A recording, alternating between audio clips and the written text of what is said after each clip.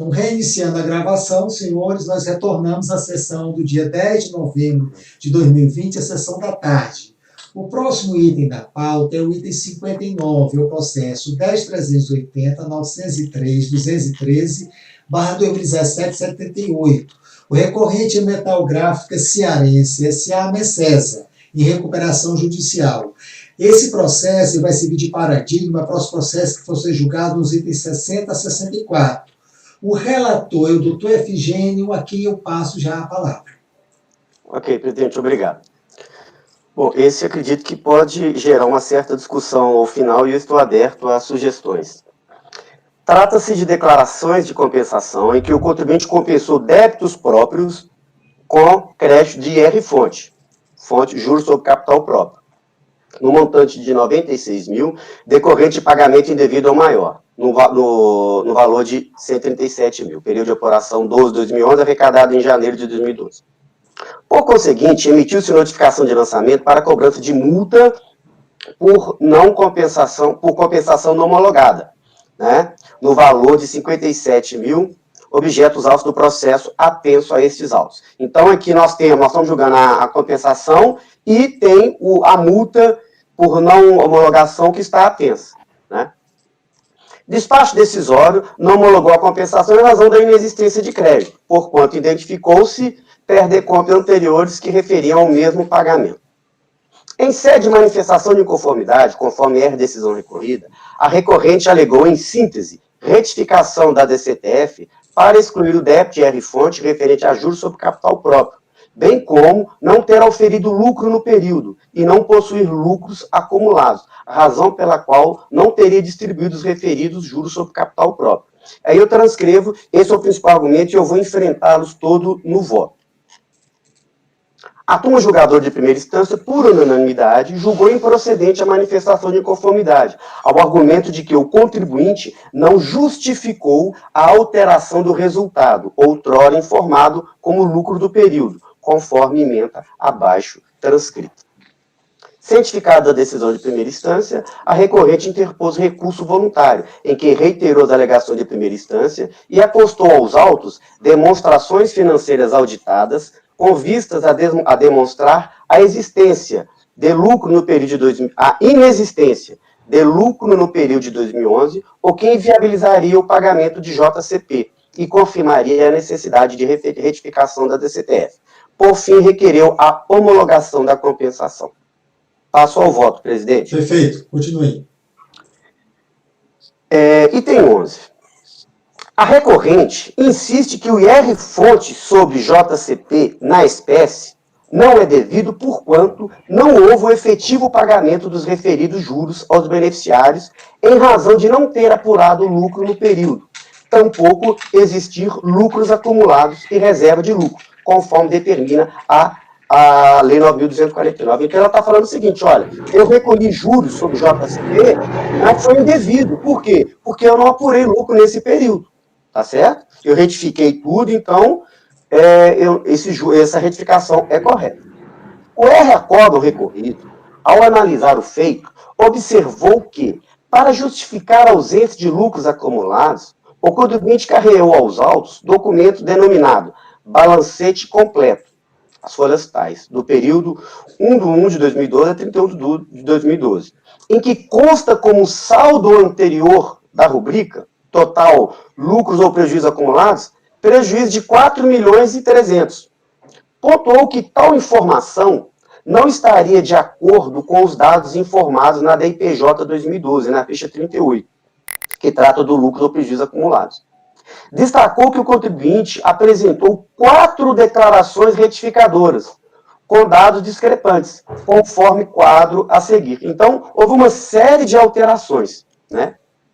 Ante tal situação, assentou que a simples alegação de incorreção na apuração do resultado, passando de um lucro de 4.500.000 para um prejuízo de 3.750.000, não pode ser aceita, já que não houve qualquer explicação a respeito do suposto erro.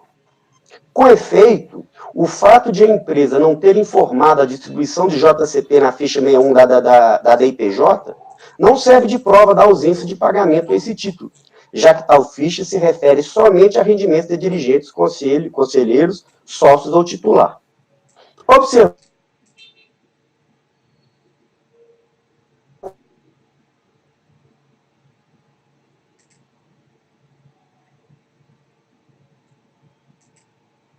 um fato gerador, ou seja, foi distribuído juros sobre capital próprio. Em sede de recurso voluntário, para comprovar a não distribuição de JCP, a apuração de prejuízo no período e a ausência de lucros acumulados, reserva de lucro, a recorrente reitera o mesmo balancete completo, apresentado em primeira instância, documento contábil não revestido de qualquer formalidade extrínseca, e apresenta ainda demonstrações financeiras auditadas e respectivos relatórios, que atestam a sua tese. Pois bem, aí eu cito o decreto-lei 1598, que fala que a escrituração faz prova a favor do contribuinte, desde que com a documentação que comprove, né? Como se vê, deveria o contribuinte ter carreado aos autos documentação contábil revestida das formalidades legais para comprovar que não apurou lucro. Tampouco não existem lucros acumulados ou reserva de lucro. Importante observar que o fato de o contribuinte não apurar lucro no período, ou não ter lucros acumulados ou reserva de lucro, não necessariamente significa inexistência de distribuição de JCP. Afinal, a distribuição pode ter ocorrido ao arrepio da lei. Ainda mais levando-se em consideração, como salientado pela R-decisão recorrida, que o DARF de JCP objeto de repetição foi recolhido em atraso e com multa de mora. Tal fato... Opa, há um ajuste aqui. Tal fato reforça a necessidade de averiguar a documentação contábil, e não somente o relatório de auditoria, e tampouco o documento intitulado de balancete, não revestido de qualquer formalidade legal. Por conseguinte, em razão de o relatório de auditoria caminhar na trilha ligada pela recorrente, entendo que o caso merece o benefício da dúvida, ainda mais considerando que o julgamento deste feito refere-se também à multa decorrente de compensação não homologada. Nestes termos, a meu ver, o julgamento deve ser convertido em diligência para verificar se o contribuinte distribuiu ou não juros sobre capital próprio no ano calendário 2011, tal qual alegado. Ante o exposto, voto no sentido de converter o julgamento em diligência para que a delegacia de origem adote os seguintes procedimentos: verificar na contabilidade do contribuinte se houve distribuição de juros sobre capital próprio referente ao ano calendário de 2011. Verificar se no ano calendário de 2011 o contribuinte apurou lucro ou prejuízo, se há lucros acumulados e reserva de lucro. Confirmar se o débito R-fonte, código 5706, período tal, foi retificado e excluído da DCTF. Elaborar relatório de diligência e dar ciência ao recorrente para se manifestar no prazo de 30 dias, bem como apresentar eventuais documentos complementares, caso entenda necessário. Após, devolvam-se os autos para julgamento. É como voto, presidente. Obrigado, doutor Efigênio. Colegas, dúvidas? Presidente, como eu falei da outra vez, como a gente está falando aqui de pagamento, eu achava interessante, já que vai fazer diligência, pedir para verificar se houve pagamento, a movimentação financeira, entende? Correspondente a algum pagamento de fonte. Quer dizer, houve o pagamento. Tanto é que ele fala, houve o DARF e ainda recolheu em atraso ainda. O pagamento foi provado. Houve o pagamento de JCP, tanto que no voto da DRJ, ele fala o seguinte: olha, eu acho muito estranho, porque você retificou a sua DIPJ um monte de vezes, e agora o seguinte, de 4 milhões de lucro, você passou para 3 milhões de prejuízo, depois de 4 retificadores. E mais, você recolheu, ainda recolheu em atraso, ainda recolheu com multa de mora. É muito razoável que esse juros tenha sido pago, entendeu? Então é o seguinte, não basta você falar que não pagou e que estava errado. Ele mesmo comprova, a DRJ verificou que houve o pagamento, Nilson. Verificou como? Na movimentação financeira? Não, ela fala pelo DARF. Ela fala, você está falando o pagamento. Pagamento dos juros. Não fonte sobre juros. Pagamento. Está falando pagamento, exatamente. Entendi. O contribuinte ele pode ter recolhido e não houve o pagamento, que aí é um indício a favor dele, né? certo? Mas se ele fez o pagamento, se tem essa movimentação financeira, para ele dizer que é indevido, teria que ter movimentação reversa, uma restituição, entende? Sim. E a gente tá falando de, como a gente está falando de fonte, a gente está falando de pagamento. O fonte incide sobre o pagamento.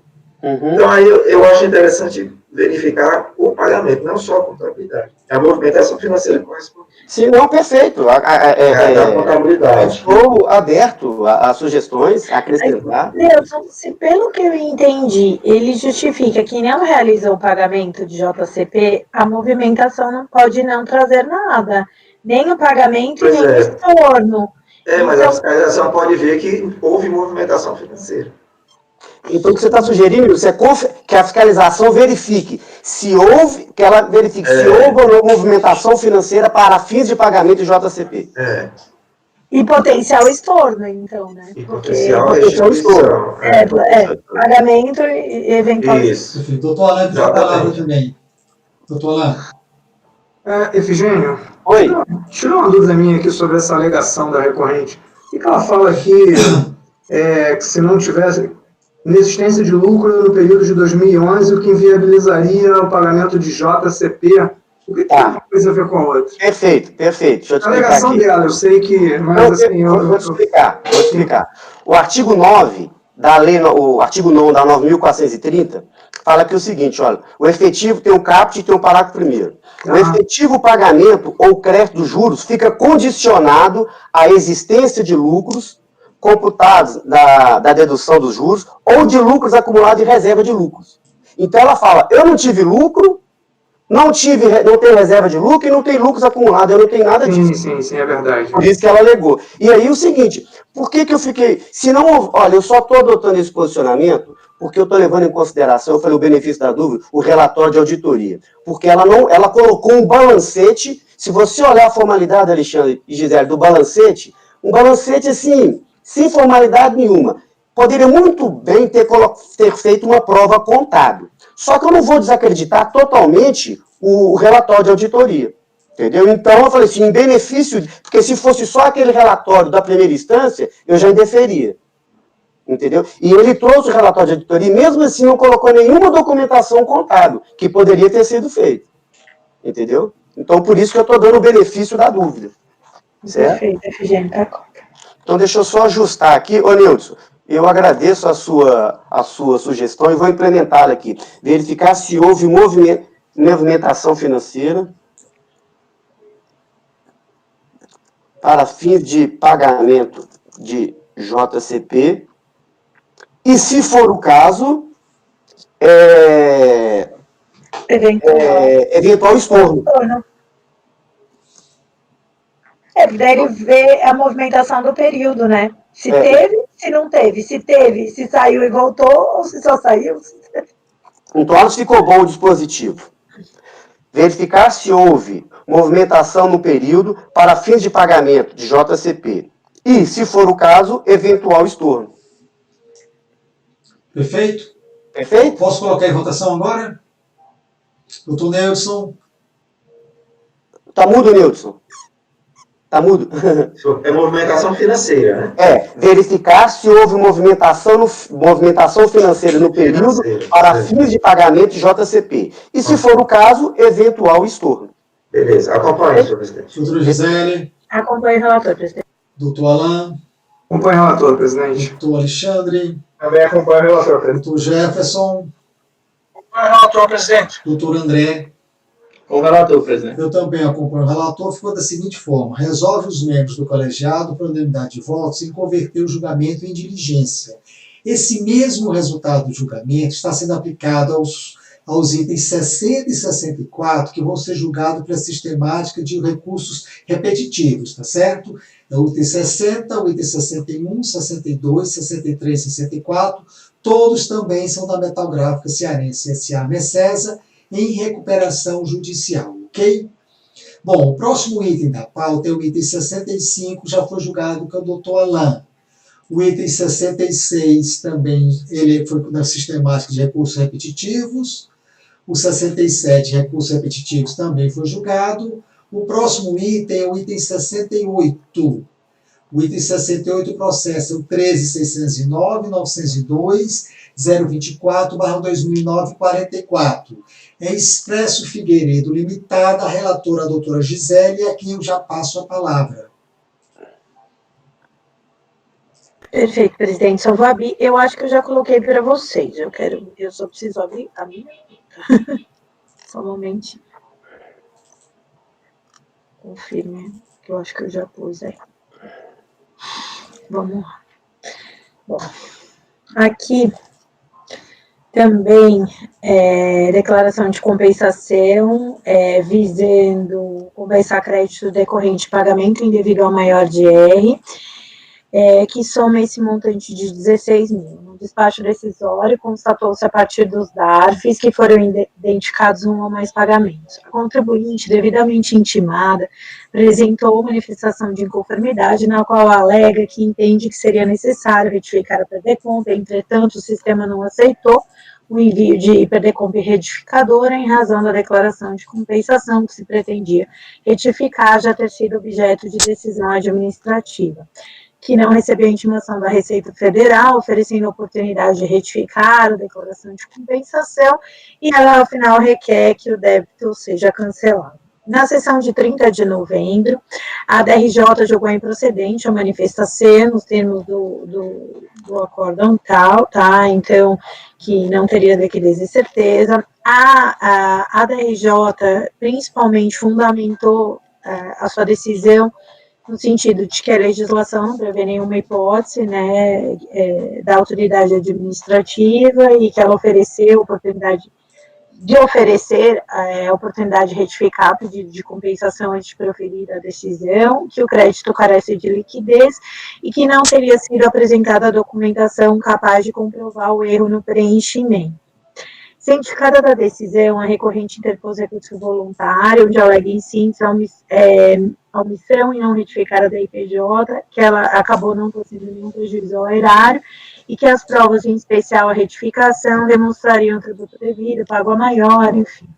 Na época, o colegiado, o lastro probatório foi muito mais calcado na retificadora, em alguns lançamentos e explicações que ela trazia no próprio recurso voluntário, do que propriamente um vasto conjunto, tá? Mas trazia indícios de que realmente ela teria esse direito. Então, eu sei porque eu estava, né, no colegiado, eu que relatei a própria resolução, tá?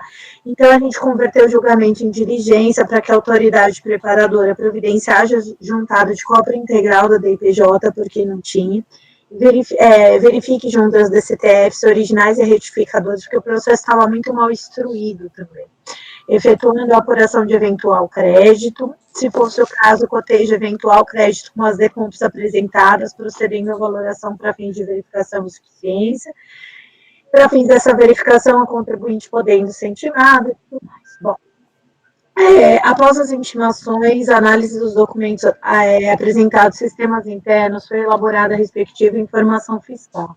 E aqui, né, ela apresenta a manifestação, eu vou analisar a informação e também a manifestação, dizendo que, em resumo, que seja aplicada a razoabilidade e proporcionalidade em prol da verdade material e a gente ultrapasse o erro formal que decorreu da não transmissão da DIPJ retificadora.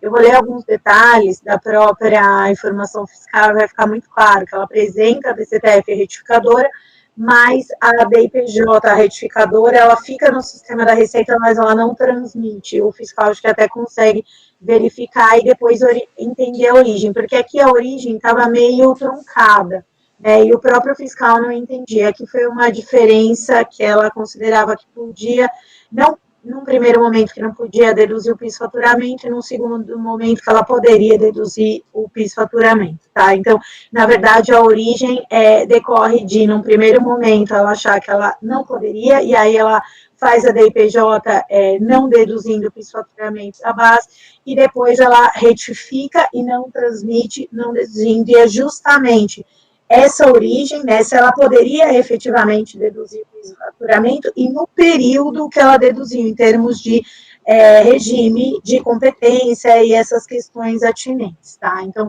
no fundo, é isso que a gente vai acabar vendo, e também a própria informação acaba confirmando que seria isso, e aí vocês vão ver o racional técnico, a construção mais de direito, que também, neste caso, a autoridade diligenciante faz.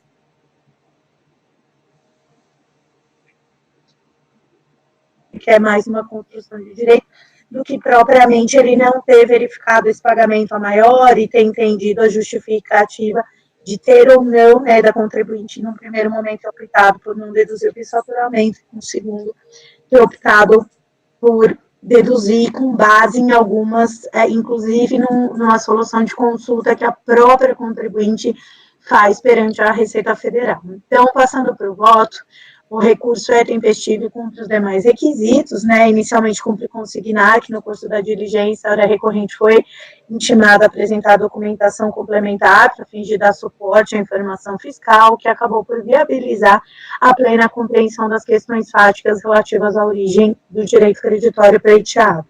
Nesse sentido, eu trago alguns pontos do relatório fiscal que eu acho, assim, eu não vou ler tudo, mas principalmente essa parte que está grifada e que acaba ajudando.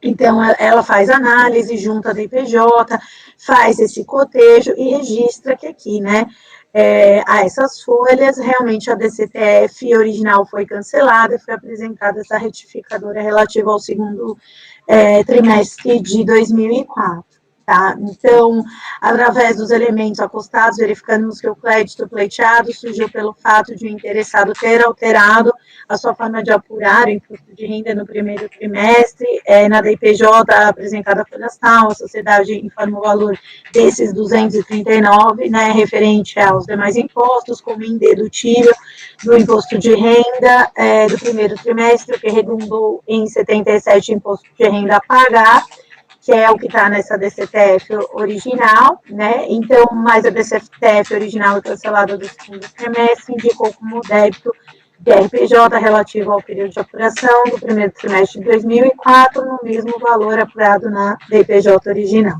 Posteriormente, de acordo com a retificadora, o preenchimento da DIPJ retificadora, repisa-se preenchida e não transmitida, traz aí esse valor de 239 referente a esta quantia. Então, tendo sido pago em cotas dos 77 mil, e haveria um pagamento a maior dessa diferença. Desse valor, 16 estão sendo utilizados aqui. Então, no fundo, eles dizem que dessa diferença que ela pagou a maior, do 77, ela teria um crédito de 59. Desses 59, neste processo, estaria usando 16.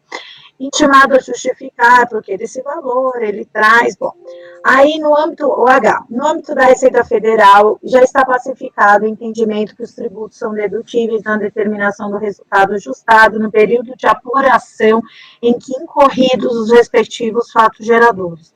Tal situação se deu com a solução COSIT número 11 e tudo mais. Então, ele calca no sentido de que ela poderia aplicar essa dedutibilidade desde que no período de apuração em que incorridos os respectivos fatos geradores. Aí eu trago só um trechinho, na informação fiscal ela transcreve essa solução como um todo. E aí, seguindo, né, depois da transcrição vem isso, embora essa solução tenha sido editada em momento posterior ao período em que se analisa, primeiro trimestre de 2004, sua conclusão deve ser adotada no presente, haja vista que os atos normativos dessa conclusão estavam vigentes em 2004.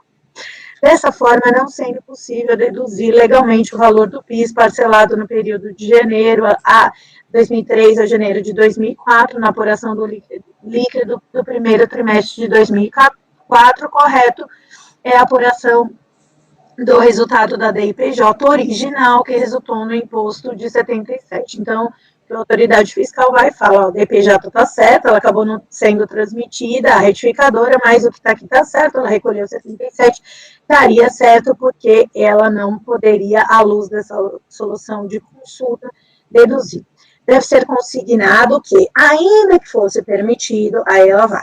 A dedução na apuração do lucro real de parcelamento de tributos ocorridos em períodos pretéritos.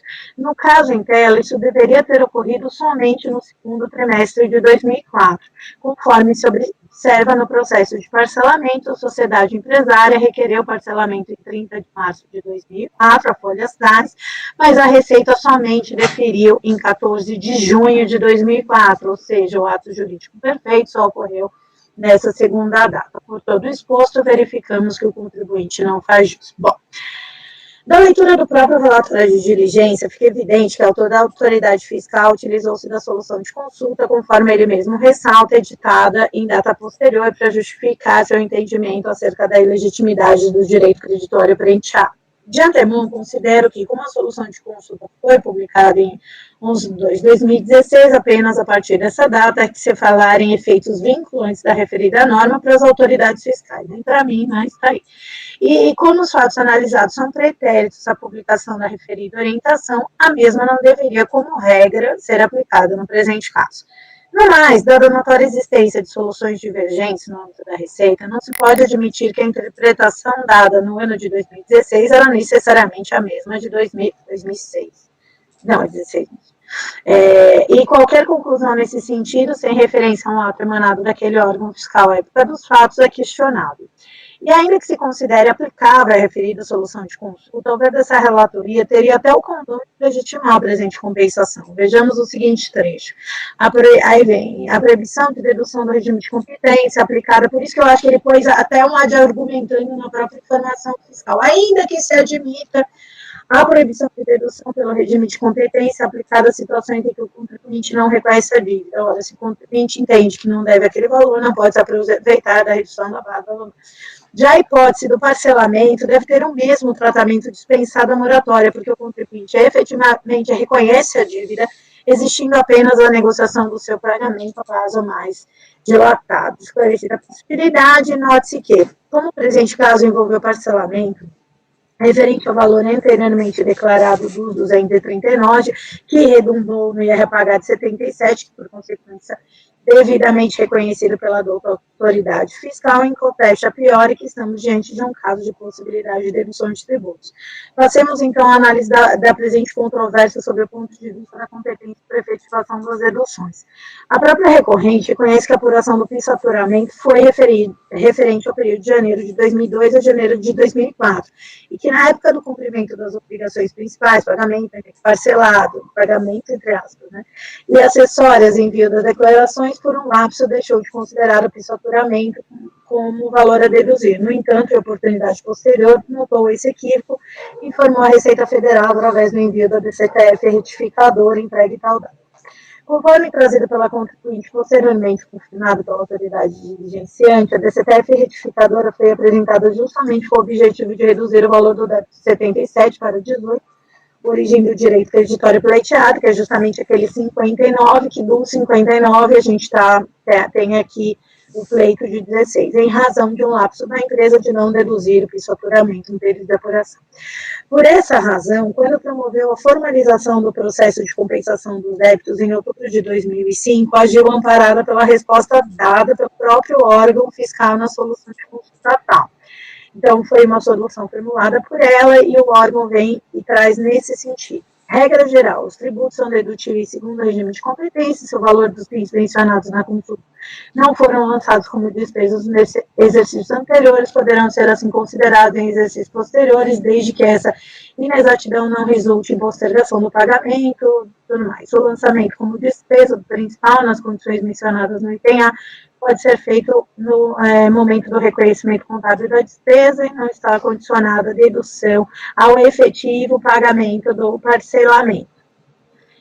Ainda que a empresa eventualmente tenha deixado de cumprir alguma formalidade para apresentação de informações, leia-se não ter transmitido a DPJ retificadora, quando percebeu o equívoco, então ela imediatamente realizou o procedimento com base nisso. Vejam que, da própria análise da informação fiscal, fica evidente que o contribuinte teria realizado a dedução corretamente, entre aspas, porém que incompetência contábil distinta da recomendada, ou seja, em data posterior ao ato jurídico perfeito do parcelamento, segundo trimestre de 2004, já que o mesmo, requerido em março de 2004, foi deferido em junho de 2004, ou seja, no fim do segundo trimestre do ano de 2004. Para essa relatoria, o parcelamento não obsta a dedução dos valores de PIS, tão somente pelo fato da competência contábil potencialmente não ter sido observada a tempo e modo, sob pena, inclusive, de enriquecimento ilícito do Estado. Diante da própria solução de consulta para ela formulada, resta evidenciado que a contribuinte buscou ajustar-se às diretrizes da própria administração fiscal. A falta de transmissão da DIPJ retificadora não tem o condão de afastar as circunstâncias fático-probatórias aqui trazidas. Em vista das razões apresentadas, em cotejo com a respectiva documentação, bem como em homenagem ao princípio da verdade material, considero líquido certo o direito creditório da hora recorrente, então eu voto no sentido de conhecer do recurso para dar provimento para homologar até o limite do direito aqui creditório pleiteado. É como voto, gente. Ok, doutora Gisele, eu estou olhando aqui alguns detalhes do processo. Colega, essa palavra está aberta. Alguém quer fazer algum comentário?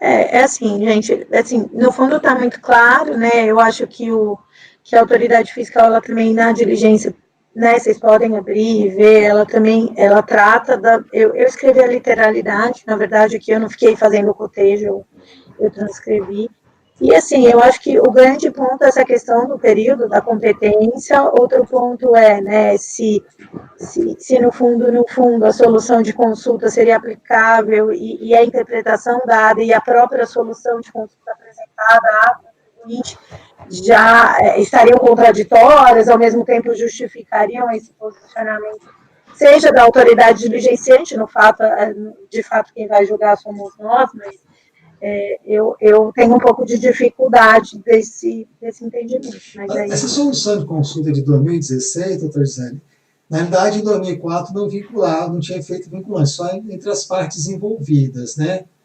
Pois é. Um mero ato interpretativo. Eu entendi que lá no relator de diligência eles adotaram a forma de interpretação, tá certo? Não posso dizer, mesmo em termos de DRJ, naquela época não só vinculava, hoje vincula, a partir de 2011, 2012, tá entendendo? Ele adotou o entendimento dado na solução de consulta. Uhum. Agora, eu fiquei um pouco em dúvida com essa outra solução de consulta aqui. Aí é do contribuinte para a própria Receita. Uma é uma solução Sim, de consulta. essa é importante porque se é uma resposta da Receita para ele, tem efeito vinculante entre as partes, né? Se é o que a Receita disse. Pois é. E aí é que eu, né, acabei para mim... Está até, presidente, as folhas eletrônicas 385 a 389, essa solução de consulta dele, que é essa 6 de 5 de agosto, que eu trago os trechos aqui. Se vocês quiserem, eu ponho até o processo. E essas folhas eletrônicas que eu até citei no próprio, né, corpo do voto. Peraí, já vou até por aqui. Porque o PIS e COFINS no regime de competência. Se o valor do PIS mencionados na consulta não foram lançados com despesas nos exercícios anteriores, poderão ser assim considerados exercícios posteriores, desde que nessa exatidão não resulte em postergação do pagamento do imposto para o período posterior. Qualquer redução indevida ao lucro é em qualquer período de redução indevida. No momento como despesa do principal PIS devido nas condições mencionadas acima pode ser feito no momento do reconhecimento contábil da despesa. Está certo, não estando condicionado à dedução do efetivo pagamento do parcelamento, está certo, porque o tributo não precisa estar pago, né? Está entendendo? Exceto quando tinha a questão, quando ele discutia judicialmente, eu me lembro que isso tinha uma questão que às vezes ele discutia judicialmente e lançava como despesa, aí se questionava, né? Está entendendo? Mas não é o caso. Então, adota-se o regime de competência e ele não reconheceu no período, não é isso? Isso, ele reconheceu um trimestre na frente. E aí, o que o fiscal faz? Olha, ainda que, né, se admita que possa haver a dedutibilidade, ele reconheceu no trimestre seguinte, né? Então, Então, aí é que eu acabo ultrapassando, é isso mesmo, presidente. Aí isso que está gerando o direito credição PERDECOMP, né? Eu estou Exato. construindo meu raciocínio aqui. E lembrando que esse direito creditório, o total seria 59 mil, mas aqui eu só estou reconhecendo 16, que é o que ele pediu, tá? Mas na origem desse direito creditório, porque ele pagou 77 e devia 18. Então dá uma diferença de 59. Mas neste processo ele só está pedindo 16 desses 59. É claro que o que eu decidi aqui acaba impactando o crédito, né? Ainda que eu homologue só até o limite do direito creditório pleiteado, é claro que a decisão acaba... Esse é o, como eu me perdi aqui pela ordem, é o 68, né? Você sabe que eu achava até, presidente, que eu tô achando meio estranho, que, salvo o melhor juízo, ele era paradigma. Eu não sei porquê, eu estava com a impressão. Aí, quando eu vi na pauta, agora, quando eu vi na pauta, eu não me atentei a isso quando eu recebi por e-mail, eu não sei se ele não é paradigma. Não, mas não, eles não colocaram. Não é mesmo, né, presidente? Se não teriam puxado, né? Eles puxam isso automaticamente, tá entendendo? A seleção é feita, eu nem tenho interferência nenhuma, tá entendendo? Eu só sei quando tem, quando vem, eles que decidem, às vezes eu fico até preocupado, porque depois eu que assino esses lotes repetitivos, tá entendendo? Então teve um caso na sessão passada do Jefferson, foram quase 100 processos, né, Jefferson? Então, às vezes a pessoa, porque o seu voto eu sei que estava correto, aqui eu concordei, né? Mas eu estou assinando os outros que eu não sei se é exatamente a mesma coisa, né? Às vezes é fácil identificar, às vezes não é tão simples. Não sei, Gisele, se realmente porque isso vem deles mesmo, tá entendendo? Não, perfeito. Não, foi só uma pulguinha que eu fiquei se viria realmente automático, porque eu não sei o que deu na minha cabeça que eu achava que ele podia ser, olhando a pauta, sabe, presidente? Mas, enfim. Tá aí. Então, gente, eu até pus a cópia do processo, caso vocês queiram abrir para ver essa solução de consulta do contribuinte com a Receita, tá as folhas 385 a 389. Eu pus a íntegra aí do processo. Mas é isso, gente, em resumo. Eu entendi o seu raciocínio. A PJ do lucro real, sabe dizer? Trimestral, né? Trimestral. Real trimestral, né? Sim. O trimestral, né? Então, a diferença é o trimestre, não é isso? Perfeito, é real trimestral.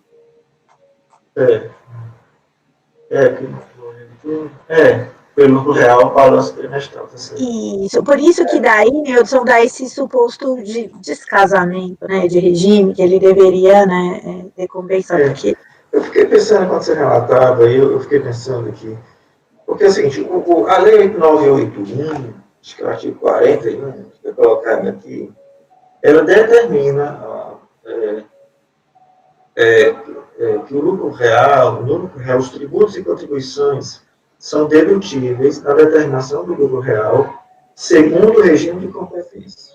Tá? Então, é uma determinação legal, tem que ser pelo regime de competência. Mas o parágrafo 1º diz assim: o disposto neste artigo não se aplica aos tributos e contribuições cuja exigibilidade seja suspensa. Peraí, que queria, olha, se a exigibilidade está suspensa, não seria dedutível. Né? E é o caso do parcelamento, exigibilidade suspensa. Eu estava indo nessa linha, só que quando eu fui ler o dispositivo inteiro, eu não me lembrava do dispositivo inteiro, e ele completa assim: nos termos dos incisos 2º a 4º do artigo 150. Não entra o 5º, né? Não entra o 6º, que é parcelamento. Que é parcelamento? O 6º, acho que é. Cautelar, né? Então, assim, como a lei é muito direta, muito clara, diz assim, olha, não é dedutível o tributo com cidade suspensa, mas ele fala exatamente do 2, do 3, do 4, então não tem outra interpretação, a não ser que o 1, o 5 e o 6 é dedutível, mesmo que seja suspenso pelo 1, pelo 5 ou 6, é dedutível, né? Então, eu estava... então, a linha eu estava pensando, que era a questão da suspensão, da exigibilidade, né? Não tem fundamento legal aqui, né? eu desconheci o inteiro teor aqui do dispositivo legal, por isso que estava pensando errado.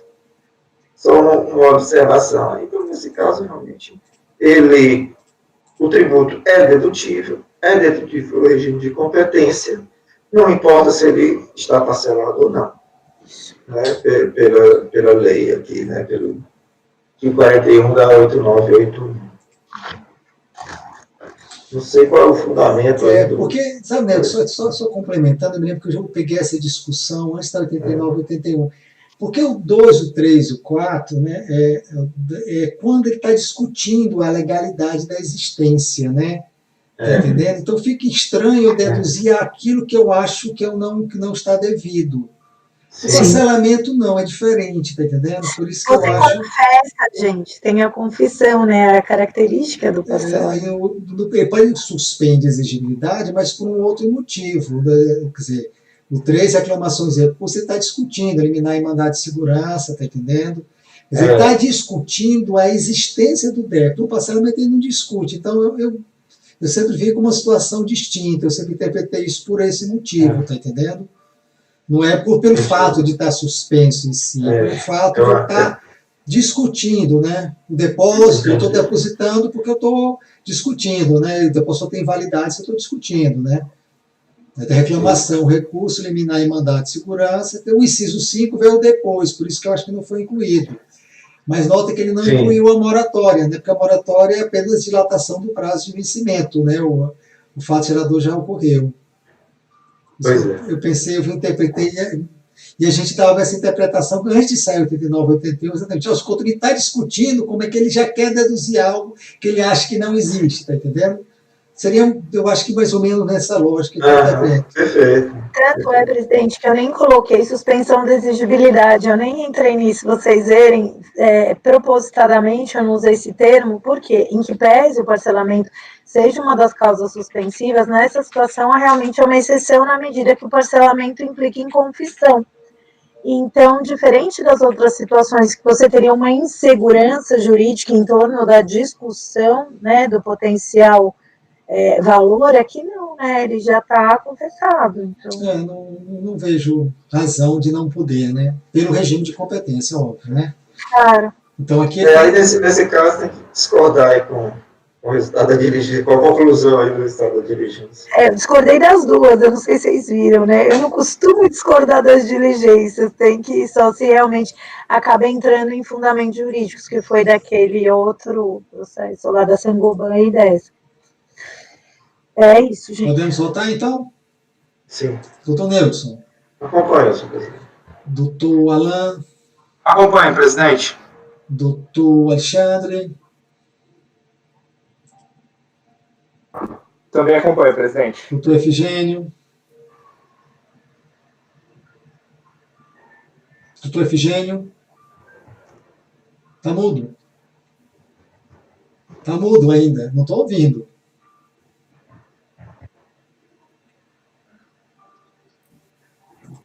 Acompanho. Obrigado, doutor Efigênio. Doutor Jefferson. Oi, relatora, presidente. Doutor André. Também acompanho a relatora, presidente. Eu também acompanho a relatora, ficou da seguinte forma: acordo dos membros do colegiado por unidade de votos e dá provimento ao recurso, né? Porque você está reconhecendo o 16 mil, que é o que ele quer, não é isso, Gisele? Exato, presidente. Como é que eu não tenho nenhuma alegação de erro de preenchimento, nada? Eu estou partindo, né, bonitinho do que ele declarou e do que ele está pedindo. Então, aqui, depois ele que busque nessa decisão, se ele tem outras decombes, não é, presidente? Mas aqui. Perfeito. Por isso que eu fiquei na dúvida se era paradigma ou não, porque normalmente nesses casos eles estão juntando e aí já vai o crédito como um todo. Daí a minha dúvida. Mas é isso, presidente. Obrigado. 16 mil. O próximo item da pauta é o item 69, que é o processo 1389-905-020-2013-91. É Takata Brasil S.A., o relator, doutor Alain Marcel, a quem eu passo a palavra. Obrigado, presidente. Os dois processos são parecidos, certo? Começando pelo número 69 da pauta. Ambos tratam sobre saldo negativo, estimativas compensadas. E o segundo é um pouco diferente do primeiro, certo? Mas é aquela discussão que nós já travamos aqui, nos é bastante conhecida, né? uma estimativa compensada e numa decomp que não teve um valor não confirmado de 443.307. O pedido do contribuinte é de sobrestamento, mas eu reconheço que esse valor pode sim integrar o saldo negativo, né? Por conta de que ele já está sendo cobrado na outra decomp, né? Enfim, é aquela nossa discussão, né? E, bom, então é isso, já passando para o voto, eu reconheço o valor, né? E dou provimento ao recurso voluntário para reconhecer a parcela glosada no despacho decisório no valor de 443.307,49, que é o valor que glosado, como está aqui nesse quadrinho meu aqui do relatório. Então, aquela questão daquele outro processo que eu falei, né, de quase vincular a gente do parecer normativo, é isso? Tá? Não, isso, eu cito aqui a solução de consulta 18, inclusive, da Coisinte, está aqui, olha, está até em negrito no meu voto aqui na parte do mérito, né? Eu cito ainda semelhante, cabe citar a solução de consulta 18, a qual, em seus termos, diz: na hipótese de compensação não homologada de débitos estimativos, de RPJ-CS, os débitos serão cobrados com base em decomp, e, por conseguinte, não cabe a glosa dessas estimativas na apuração do imposto a pagar ou do saldo negativo apurado na DIPJ. Perfeito. Acho que tem da divergência nesse resultado do julgamento. Colegas, querem querem votar? Doutor Nilson. Presidente, da linha que a gente já discutiu, eu vou abrir divergência no sentido de propor a conversão do julgamento em diligência, atendendo o pedido do contribuinte, sobre esta do processo, aguardando o resultado do julgamento do outro processo, que está julgando a estimativa, né? Certo. Doutora Gisele. Acompanho o relatório, presidente. Doutora Gisele, doutor Alain, o relator, doutor Alexandre. Eu também acompanho o relator, presidente. Doutor Efigênio. Presidente, eu acompanho a divergência até pelo que nós já discutimos mais cedo. E não vamos começar a discutir de novo, né, Marta? De novo, doutor Efigênio, doutor Jefferson. Acompanho o relator, presidente. Doutor André. Acompanho o relator, presidente. Eu também acompanho o relator, tá certo? Então fica a acordo dos membros do colegiado, por maioria de votos, em dar provimento ao recurso voluntário. Dá integral o provimento, Alain? Ou é parcial esse provimento? Sim, peraí, eu já tinha até fechado aqui o processo. Só um segundinho, mas é total, mas eu só vou confirmar aqui um segundo. É total, mas eu prefiro... Sim, dar provimento ao recurso, não é parcial, não. Certo. Então, total. Eu vou depois copiar, que é igual aquele texto do anterior, né, que você fica determinado o sobrestamento, tá certo? No vencido do voto do neutro, seu Efigênio, eu vou copiar só para não perder a ordem aqui, tá certo? Então ficou por maioria de votos, dá provimento ao recurso voluntário, vencidos o neutro, seu Efigênio, que votaram no sentido de sobrestar o processo, etc, etc. O próximo processo da pauta é o item 70, que é o 13.839.910.225.2011.26. Também é Takata Brasil S.A. e é o doutor Alain, o relator. Doutor Alain, você está com a palavra. Obrigado, presidente. O caso é idêntico ao anterior, mas tem um pequeno detalhe aqui, uma diferença, né? Lá no saldo negativo, no despacho decisório, além da glosa da estimativa compensada, houve também uma glosa de um DARF não localizado. Esse DARF foi localizado pela DRJ, porém a DRJ acabou julgando o recurso totalmente improcedente, porque a despeito disso, não se apurava saldo negativo, né? Se apurava imposto a pagar, né? Mas aí aqui eu concedendo o relativo à estimativa compensada, ele passa a ter saldo negativo considerando aquilo que a DRJ já tinha reconhecido, apesar dela ter julgado o recurso improcedente, está entendendo? O André entendeu, mas eu não sei se vocês entenderam. Posso ler o recurso? Eu confesso que eu não entendi, não. Eu vou ler. Eu estou na sequência da pauta, então eu estou ajeitando aqui os resultados do julgamento. Certo, eu vou ler só a parte final do voto, que eu acho que vocês vão entender. Olha só. No mais, a parcela glosada referente ao pagamento não localizado de R$ 112.075, se vocês olharem aqui o meu relatório, Aqui tá, tem amarelinho aqui, ó. Tem duas parcelas do saldo negativo, uma de 112 e outra de 161. Vocês estão vendo ali? Né? Um é um DARF, Uma é DARF e a outra é compensação de estimativa, certo? A DRJ já tinha reconhecido esse DARF, então certo? Mas só que quando reconhece esse DARF, ainda não dá saldo negativo, dá imposto a pagar. Né? Então, ele não levou nada na DRJ por conta disso, mas levou na prática esse. Então, eu estou trazendo o que a DRJ já tinha reconhecido, junto com esse, estou concedendo todo saldo negativo. É tipo eleição americana, né? É o Estado, todos os delegados, mano. Só uma sugestão aqui, doutor Alain, não seria melhor você informar o crédito aqui, não? Sim, olha só o que eu estou falando. Deste modo, olha só, no mais, a parcela gozada referente ao pagamento não localizado de 112 já foi reconhecida pela DRJ, devendo apenas, portanto, ser reiterado seu reconhecimento. Deste modo, entendo que deve ser reconhecido, no cômputo do saldo negativo, os valores gozados no despacho decisório de 112,75 e 161,251. Pelo exposto, voto por conhecer do recurso do voluntário para, no mérito, dar-lhe provimento, reconhecendo o direito da recorrente às parcelas gozadas no despacho decisório de 112,75 e 161,251,62 a como voto. Perfeito. Mas essas parcelas é que vão gerar o saldo negativo. O saldo negativo... sim, mas eu prefiro não falar no saldo negativo, não. Eu prefiro falar nas parcelas só. Sério? Sério, eu acho que fica melhor para quem vai executar o acordo, assim, o saldo... Eu sei, porque assim, eu não sei, você também estava na DRJ, né, há tempo, né? Quando eu estava na DRJ, eu era orientado pelos colegas, falaram assim, Alain, se pronuncia sobre, a princípio, sobre as parcelas, né? Se houver uma necessidade de falar sobre o saldo negativo e tal, mas então eu prefiro falar sobre as parcelas. Isso daqui, essas parcelas gozadas devem ser concedidas. Para mim, claro, já a gente adotava bem diferente. Eu estava informar exatamente, olha, porque isso vai compor um saldo negativo. Né? Você lembra que esse 112 já foi reconhecido, mas não gerava o saldo negativo porque ainda dava imposto a pagar. Quando vai entrar o 161, que deve gerar um saldo negativo em valor inferior a 161.